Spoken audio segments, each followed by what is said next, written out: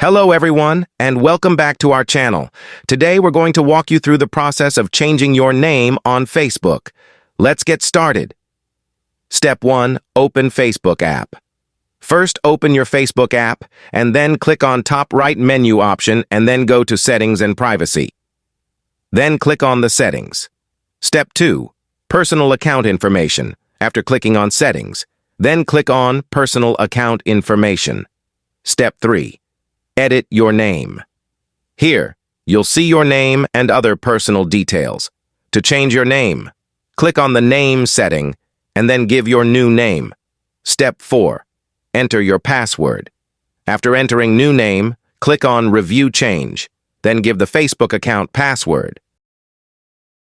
Step 5. Save changes.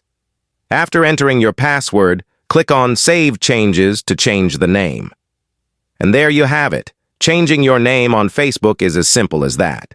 If you found this tutorial helpful, please give us a thumbs up and consider subscribing for more helpful tips. Thanks for watching.